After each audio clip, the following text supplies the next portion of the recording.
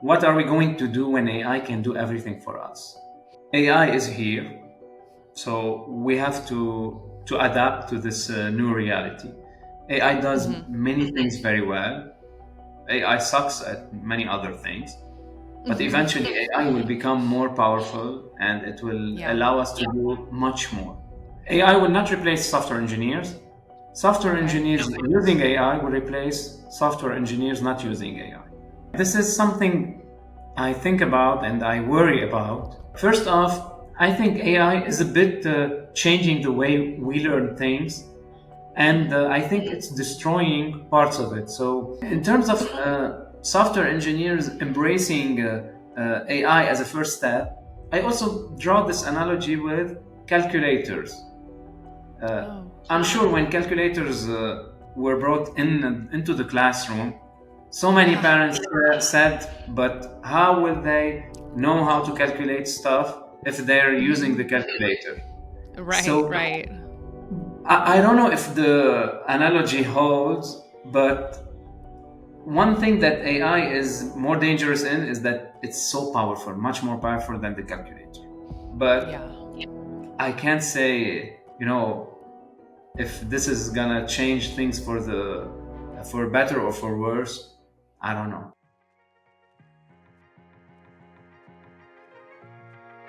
Welcome to Entrepreneurship Anywhere. I am your host, Nikki Corbett. On this podcast, we talk all about entrepreneurship, stories from startups to businesses that are thriving, and even a few who have had stellar exits. We talk about it all. My goal for you as a listener is to learn, be inspired, find folks to relate to, and even motivate you, as opportunities for entrepreneurship are abundant. And if they can do it, so can you. Entrepreneurship Anywhere, because no great venture started without the audacity to begin. I'm so happy you're here. What is up, everybody? I am your host, Nikki Corbett, and my guest today is coming to me from Lebanon to talk about his journey with his company, Supportful. Fadi Boulos, welcome to the show. Thank you, Nikki. Thank you for having me. You are welcome.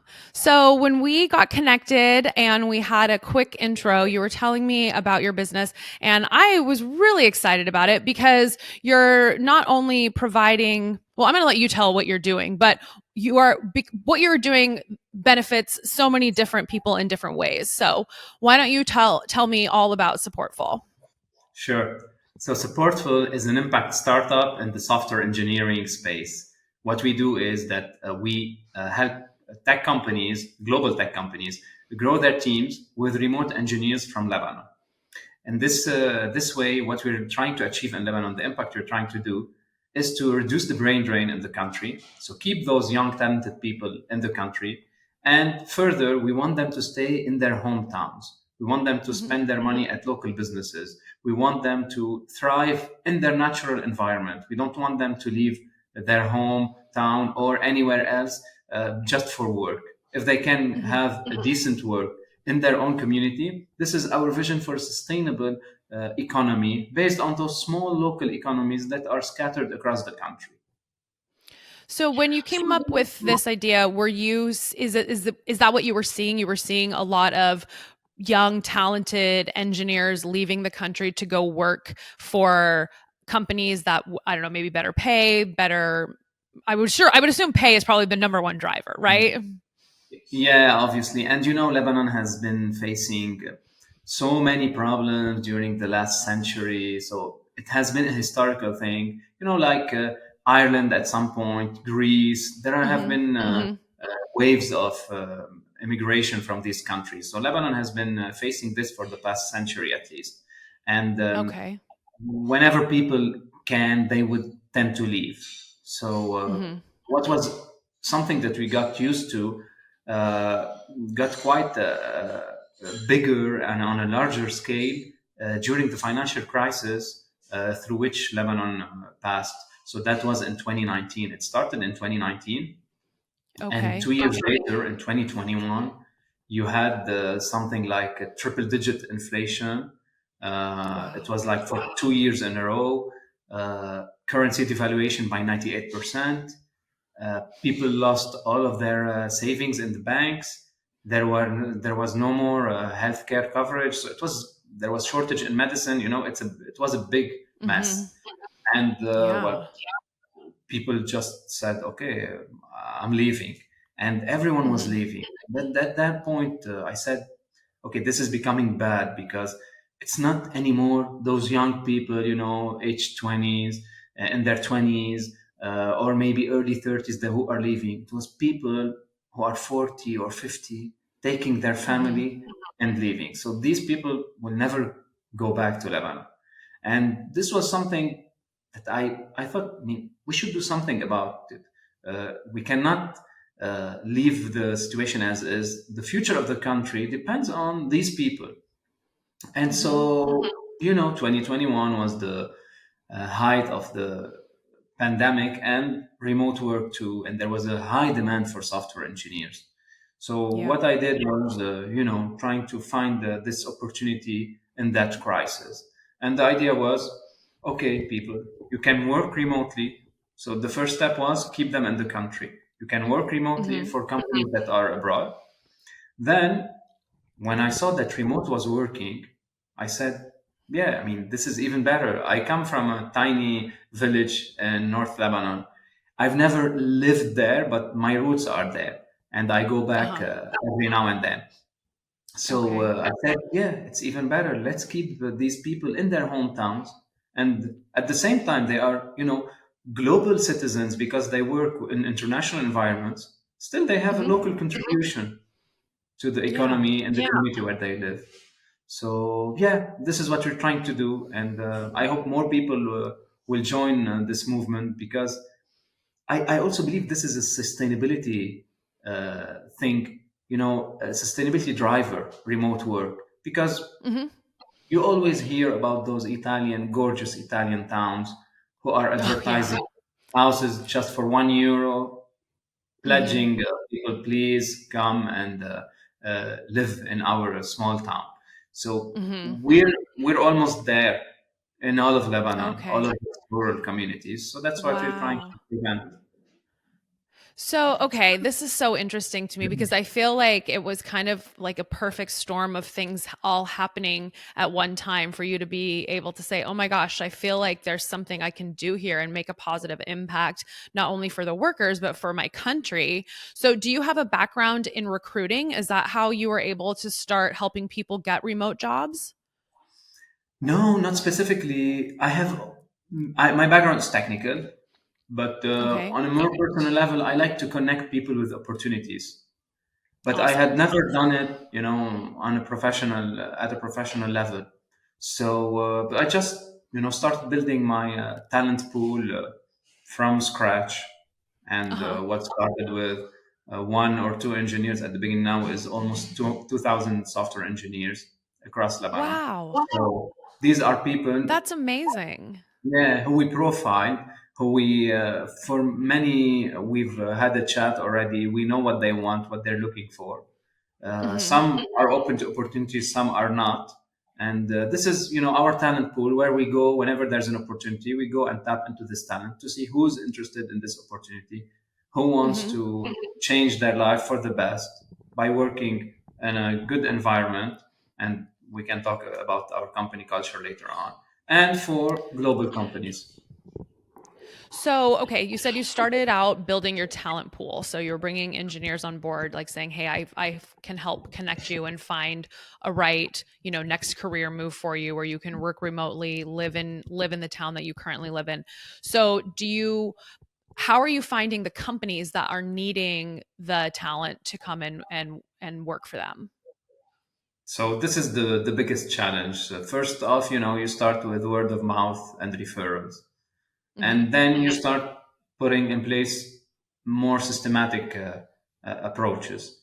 So, Hmm. we're trying everything, the cold outreach, the inbound marketing, still leveraging the Lebanese network, leveraging Hmm. my personal network. Like every company, trying to sell our service and making sure that the client finds value. Hmm. We're not into selling just for selling. If we don't find a good fit for a client, we will tell them, okay, we don't have the exact fit that you need for this Yeah. position. So we're very transparent. No, I think that's great. and I feel like the opportunities, I mean, 2,000 engineers, that's a lot of people to have on your roster. Are most of the placements that you're making, are they full-time? Are they part-time? Are they like contract type work? Okay. What we're trying to do is to build, a dream team. And to build the Mhm. dream team, we do it, on a permanent basis. So we hire on a Okay. permanent basis. Our employees act as contractors for the client, but for us, they Okay. are part of the team. So it's mostly full Oh, time okay. and a tiny bit on a part time basis, but mostly full time. Okay, got it. So they're a employee of Supportful, and then they contract out to the different companies. Exactly. And usually the assignment is around a year. It could be Hmm. more, it could be less, but Hmm. as long as we have some visibility from the client, we know how to prepare the next step for our software engineer. Okay. So do you offer any sort of education or training? I mean, I know that I am not a software engineer. However, from what I have learned and what I have heard from different people who are, there's different codes that start coming up. There's different types of engineers, whether it's like front end, back end, full stack. I mean, and I'm just going I don't know what any of those actually really mean very well. But do you have to provide some education? Because I feel like it's a very fast moving line of work. Yeah. So we don't offer a training to get people on board, but once they Hmm. join Supportful, we have a very nice, continuous, collaborative training program. By Okay. collaborative, we mean that it's devised together with the employee. So we Hmm. sit together and we decide what is the best thing you should learn Hmm. depending on the next step in your career. And Okay. so we say, okay, you're a front end engineer. You might need to learn some back end technologies. So we invest in a back end technology. Or Hmm. you're very good technically, but you need some soft skills to make sure that you can lead a team in your next step. And then we Hmm. invest in a soft skills training. So it really depends. It's Okay. tailored for everyone. It's every year. That's why it's continuous. So Hmm. it's designed to make sure that everyone is always on a growth path and to avoid, being left out in this fast-paced technology environment. Yeah. I mean, I think you've created something really fantastic.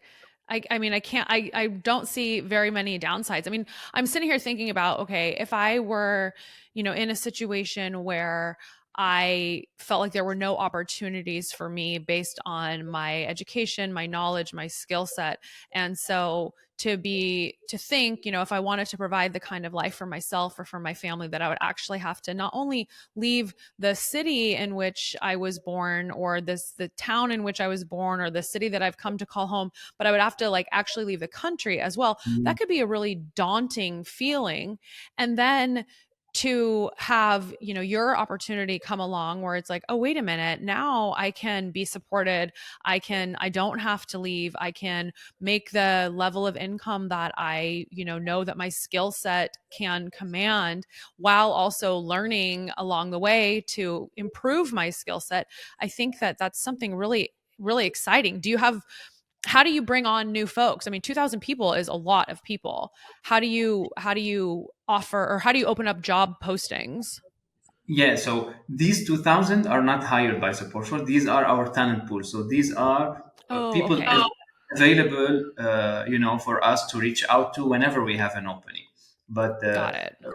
it's there is a big talent pool in Lebanon in general because Hmm. we have a good education system and Okay. people tend to earn degrees and they and software engineering, it's been trending for a while, and in Lebanon specifically in the last 10 years there has been a rise in tech communities, tech events, Hmm.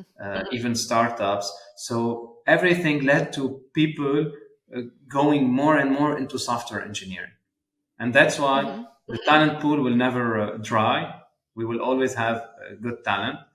The idea is just to make sure that we have the right clients and to Yeah. make sure that that we have a fit. So where are most of your clients coming from these days? Most of our clients are based in the US.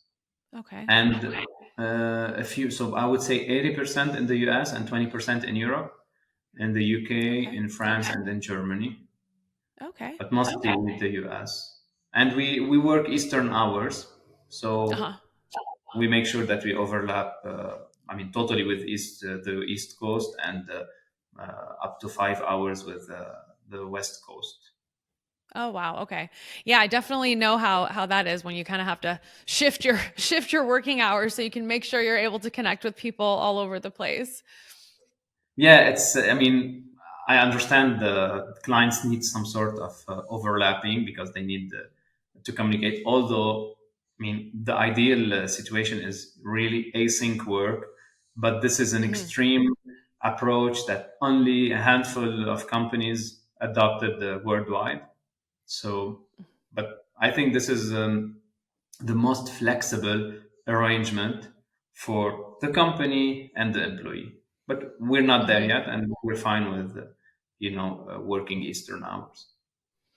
Yeah, I mean, I think it's good. I mean, it's funny this topic of remote work comes up often on this podcast, given just like the world that we're living in right now, where we can all connect. It's like we can connect online and talk to anybody anywhere. So it is interesting because there's been a lot of conversation now in the US. There are some companies that are very much like, okay, where it's the return to office is has been happening, and some companies are going as far as to say, oh, we want everybody back in the office Monday through Friday. And there are a lot of people who've moved out of the town or the city in which the office is, and or people are comfortable with remote work and people are spending as much money on gas, and there's a lot of time saved when you don't have to get ready and get in your car and drive and do all those things.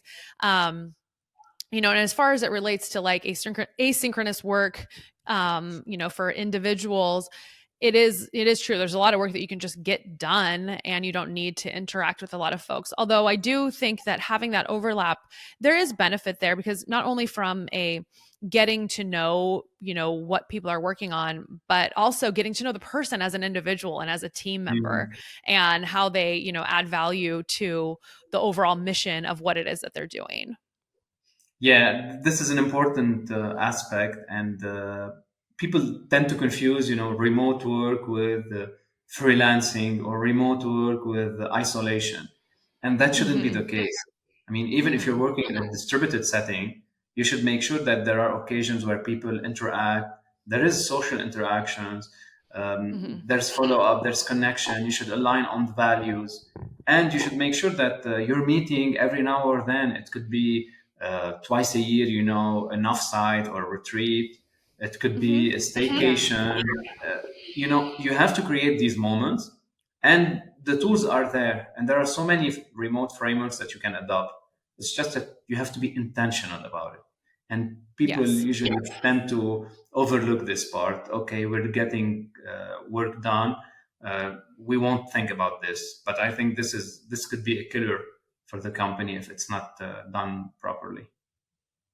Yeah, I totally agree with that. And I think it's fun to be able to it's fun to work with people that you like. So even if you're not talking to somebody all day every day, it's fun to feel like you're aligned on a mission and you're working towards something that's really cool or something that you're passionate about, and to understand like the role that you're playing in getting everybody to that finish line. Yeah, this is what we include. We have this tradition in our company, random calls. So these are part of the onboarding process. In the first few Mhm. months, when someone joins, he's assigned random calls with his colleagues. So it's a one-on-one, Okay. and the agenda is really, it's a suggested agenda. The idea is to know the background, discuss hobbies, personal matters, along with Yeah. minor stuff related to work. But the idea is to create this connection. Until they meet, they would have at least virtually met colleagues and teammates. Mhm. No, I love that. I think that it makes it, I don't know, there's it's so easy to get lost in work, and it's so easy to just get, stuck behind doing what it is that you're doing. I mean, even when we were working in the office, Monday through Friday, it still takes time to get to know people. I mean, I know I've worked with people for years before and then had a conversation and it's like, wait a minute, you're into that too, or you like that too, or we have the same viewpoint on this topic. Like, oh my gosh, how did we not know this for so long? So I think Yeah, taking time and prioritizing that time matters. exactly. And those moments, those water cooler moments that we miss in virtual Hmm. work, you can replicate them with the right tools. So there are plugins that you add, and they would Hmm. create these moments. We have our own water cooler channel where anyone can Nice. go and just trigger a video call with everyone. Whoever Oh, that's wants cool. or is available, they can join. It's like that we just met across the hallway and discussed as if we were in a real office. Hmm. That's nice. I like that. I mean, that's definitely one of the things that I do miss about being in the office. Like when at my last corporate role, when COVID hit, we worked in the office Mm. Monday through Friday. And then when we all got sent home after a while, there were some of us that did start going back to the office. And it was simply because we just kind of all missed being around. And I think Mm. a few of us just got tired of being at home by ourselves. So we would go in and I would laugh to myself because I would notice that I would get my work done by just walking around the office and talking to different people because it's like I didn't have to Slack them. I didn't have to call them. It was like I could just walk Yeah. over and say, "Hey, let's talk about this," or here's what my team is thinking about that. And you do miss those moments of just being able to ping somebody and say like, "Hey, do you want to go grab a cup of coffee?" and just talk or whatever. So I think that it is Yeah, nice that we have these tools that have been able to replicate some of those things. sure. And it's the flexibility. So what you're gaining in remote work versus what you're losing, I think it's a net positive. But Hmm. some people would prefer, to work in the office. I'm not sure all of Amazon's employees would like to return to the office, and Yeah, this is making waves in the tech world, especially that definitely. now headhunters are just waiting for the opportunity to grab those people who don't want to go back to the office and to hire them. Hmm. So Hmm. yeah, it's going to be interesting early 2025. It is. I feel like the beginning of the year is always there's always something that goes on that kind of like starts off the trajectory of the year. So it will be interesting to see what happens there. Yeah. I mean, I think about some of these big cities with all these massive office spaces that are just sitting there empty and what's I going to end think, up happening with those buildings. yeah, I think this is also part of the reasons why some companies force people back because, Hmm. I mean, Oh, it they absolutely have is. Yeah. real estate assets, so they need to do something with. And I think future companies will invest less and less in this kind of space, Hmm. and some companies will adapt or will take time to adapt, but eventually things will have to change. Yeah. Oh, absolutely. I think that, the remote work environment is so cool because literally now the world becomes your talent base. You Yeah. can hire somebody from anywhere, and I think that is the coolest thing because it adds so much to the team. It adds like diversity of thought and how different people learn different things and how we learn to communicate with one another. I mean, especially because it's funny. I saw a post on LinkedIn earlier this morning and it was talking about, different types of slang words as each generation kind of comes of age and Mm. has their own slang, that we use to just talk in daily life. And certainly when you are in an environment where you have colleagues from all over the world, there are slang terms that some people are going to be like, what are you talking about? I've never heard that word. And it's funny because I was just living in Greece for a little while, and there's definitely things that I would ask or things that people would say, and I would be like, what are you guys talking about? And then it's like you don't even only have to translate between the language, but then you have to think like, oh my gosh, this is a slang word, so what does this mean in normal in normal language, and then how do I tell them what I'm trying to say? Yeah, but I like this cultural diversity, And Mm-hmm. what I think, so first off, some research has shown that diverse teams are more productive Mm-hmm. because people come from different backgrounds, so they Yeah. might tackle the same problem from different angles. Oh, And totally. this diversity would help trigger a spark somewhere, just to find the solution. And Mm-hmm. on a bigger scale, what I think diversity helps with is, more empathy. So a guy, let's say from the US, with a colleague, I don't know, from North Africa or the Middle Mm-hmm. East, you know, Mm-hmm. they would become more empathetic because they would understand where everyone is coming from when they state Yeah. an opinion. And I think this is Mm-hmm. this is good. Diversity is good in everything, I would say. Oh, absolutely. So this is a odd segue, but also kind of not. So hopefully you'll see where I'm going with this and why I feel like diversity ties into my next question. But what are your thoughts as far as AI is concerned and how that is changing things on the software engineering side? AI is here, so we have to adapt to this new reality. AI does Mm-hmm. many things very well. AI sucks at many other things, but Mm-hmm. eventually AI will become more powerful and it will Yeah. allow us to do much more. So the idea is that my view on this is that we will have to adopt AI in our day-to-day work. So as software Mm-hmm. engineer, many of them are already incorporating AI, you know, assigning those tedious tasks in or repetitive tasks in software engineering. So this is the first Mm-hmm. step. Next Yeah. step, it would be giving them a bigger chunk of the work to do. And Mm-hmm. in a few years, it's going to be okay, write me a program that does this. Yeah. Um, here, AI will not replace software engineers. Software Okay. engineers using AI will replace software engineers not using AI. So I Okay. think it's going to Okay. be a tool. It will Yeah, not that makes replace. sense. I mean, it can't, yeah, because it can't complete. I mean, I think there are some cases. I mean, we're seeing technology making such huge advancements, everywhere, right? Like you can order so many things like off of a kiosk. There's drones delivering packages.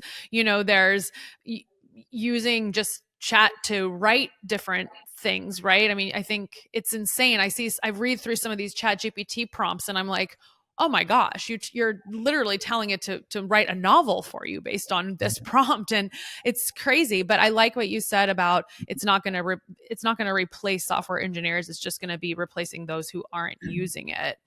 Um, do you foresee, in from an educational perspective, that because you can tell AI, hey, write me a program that does this.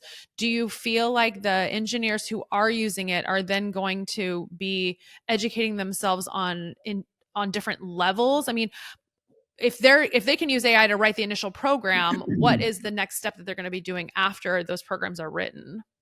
Yeah, this is something I think about and I worry about.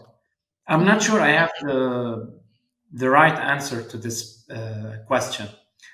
Mm-hmm. So, sorry. First off, I think AI is a bit changing the way we learn things, and Mm-hmm. I think it's destroying parts of it. So, when Mm-hmm. we tend to ask AI to summarize a document for us, Mm-hmm. um, summarizing a document is a good exercise for the brain and for our learning process. So, when you read a document, sometimes you might need to read the same page or the same paragraph twice because you want to Mm-hmm. grasp this information. So if you ask someone to summarize it for you, I think you're losing a bit of that learning aptitude. So this is Okay. my initial take. So in Mm-hmm. terms of software engineers embracing AI as a first step, I also draw this analogy with calculators. Uh, Oh. I'm sure when calculators were brought into the classroom, so many Yeah. parents said, "But how will they know how to calculate stuff if they're using the calculator. Right, So right. I don't know if the analogy holds, but one thing that AI is more dangerous in is that it's so powerful, much more powerful than the calculator. But Yeah. I can't say, if this is gonna change things for better or for worse. I don't know. Hmm. Yeah, that is interesting. I never thought about it as it related to the calculator. I mean, I remember when a calculator was just very simple, right? With the four different symbols, Yeah, and then we got those graphing calculators that yeah, had all of the different capabilities and things you could do in the screen, and it was like, oh gosh, if you had one of those, and you can't use it on a test because we want to make sure yeah. that you're not cheating. But yeah, I mean, but still at the end of the day we still did end up learning though how to do those certain things, at least I think. I mean, I don't know what kids today are learning in school, and what level. I mean, it's probably just a different way of learning it, kind of like how we were talking about, like AI is going to get you to this point, but then you've got to get yourself up to this Yeah. point. And this point is more advanced than when we were. Hmm. So, yeah, and then there's this philosophical question asked by Sam Altman. So, what are we going to do when AI can do everything for us? So, let's say Yeah. we can say, okay, actually, this is a question by Bill Gates, but it was during a podcast with Sam Altman. So, the idea was, okay, I will tell AI to go and solve the problem of malaria in the world. So, Hmm. what am I going to do in my free time? And this is a big question. If we have Yeah. that much time on our hands, and we're not, because someone else is doing the work for us. I mean, yeah, it's a different world. It is a very different world, because then I'm sitting here thinking like, well, yeah, but if AI's doing it all, how are we going to be able to understand how it got to the results that it got to? And are those, what kind of human interaction do we need in order to ensure that the outcome is the best possible outcome? Well, I don't think, That's more like philosophical. Like, I'm not expecting you to give an but, answer. I'm but just sitting here thinking, hmm. even the most, I mean, the top AI experts don't have an answer to this question, and they say Hmm. it's not a deterministic tool. It's not that you enter A and you get B. It's you Yeah. enter A and you expect to have something along the lines of B, but sometimes it might be C or Z. So it's Hmm. very, it's like the brain. They don't really know how exactly it works within those neural networks. So the neural networks are the algorithms or the tools that are involved in everything that we call today AI. And those Hmm. networks, they simulate the neural networks, so the brain. And one company, Anthropic, did an interesting study. They tried to understand how this brain works. And Hmm. so they discovered what they called features. So a set of neurons that are responsible for being mean, because sometimes the LLM is mean to you. Let's say, Uh-huh. I mean, the most famous cases are those of Google's AI, which are, I Oh, mean, go uh-huh. kill yourself. Yeah. So this part, there are features where the algorithm is nice. There are other features where they tend to repeat the same word. Let's say they link everything to the Golden State Bridge. Uh-huh. Uh, so they were able to find a couple of thousands of features, but the network has more like a million features. So they're at a very Hmm. early stage trying to understand. So the idea was, with these features, if they take a model and they give it this specific feature, let's say the Golden State Bridge feature, whatever you Uh-huh. ask the model, it will tend to include the Golden State Bridge in their answer. This Okay. is so they're at a very early stage, and these are the people who created those models. So it Okay. is still a black box, and we don't Yeah. know where it will go and why at some point it might do this or that. Interesting. So, as part of your guys' continuing education or the things that you're doing with career development for your talent pool, does AI, I would assume AI plays a pretty big role in that and making sure that they're comfortable using it and working alongside it? Yeah, sure. And this is something that, I mean, I've been thinking a lot lately about. And everyone needs to know, how to deal with AI in their Hmm. software engineering work. They don't need to be machine learning experts. They just Yeah. need to understand how AI works and how it could be of use to any of their future projects. So that's why now Hmm. we're gearing a bit more towards investing in AI training. Hmm. That's great. So tell me a little bit more about your background. You said you have a background in technology and you touched a little bit on how and why you started this company, but what did you do beforehand that led you to jump into entrepreneurship? Well, jumping into entrepreneurship was not my thing, and I didn't expect to be, an entrepreneur one day. But I don't, life takes you places, and so my background is into computer engineering, and Uh-huh. yeah, I would say I don't have a very typical background now thinking of it. So uh, I was born and raised in Lebanon, and I did my undergrad in Lebanon, and then I went to France to do my master's, Okay. and I ended up doing my PhD there too. And Oh wow, okay. during my PhD studies, I thought, I mean, research is nice, but it's not for me. I mean, I don't want to Mhm. do research all of my life. So, Sure. but I like technology, so I started drifting a bit away from research and going to the more interesting side of things for me, which is the business side of things, Mhm. but always in technology. And so after a while, after 8 years in France, I decided to go back to Lebanon because I always Mhm. wanted to go back. And I started working in digital agencies. And I always thought that I was a guy who works good in systems. So even if the system is broken, I like to get into the system and fix it. I like to Okay. fix from within. And at age 38 to go on my own and to quit a stable job just because Mhm. there was this purpose, working for a Yeah. purpose was the trigger for me. I'm Okay. never into it. Yeah, I want to do a success story just to make money. I mean, I want to make money, but I want to make an impact too. Well, I think that is awesome. First of all, I think that's awesome. But I second of all, I think that that is one of the key drivers for most entrepreneurs is that they have this passion about something and they want to make an impact, they want to change lives, and they want to put something great out into the world and give back and help other people. And I think that that's exactly what you're doing with your company. I mean, by you know connecting folks with roles that they can do from the place that they want to live. Yeah, and even sometimes, working harder because it's no more the 9 to 5 race.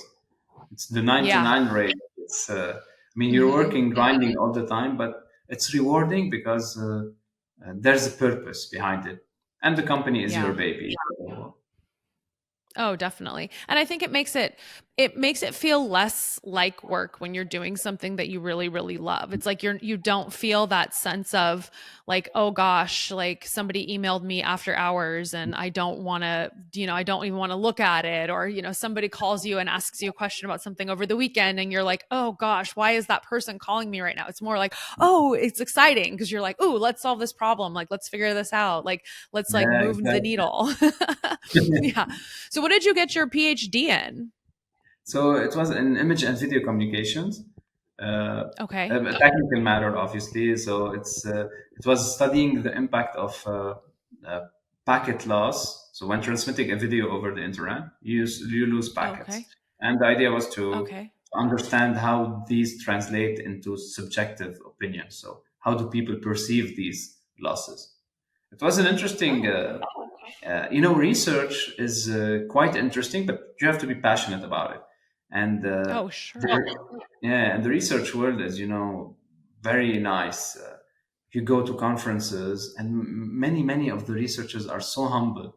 Mm. You go and meet those top guys in whatever field. So in my field, in everything related to video, and you just Mhm. sit at the table for lunch with the big shots and the guys who invented stuff that you're dealing with every day, just to get to meet them. And it's an interesting field, but yeah, Yeah, you need to be passionate to pursue this till the end.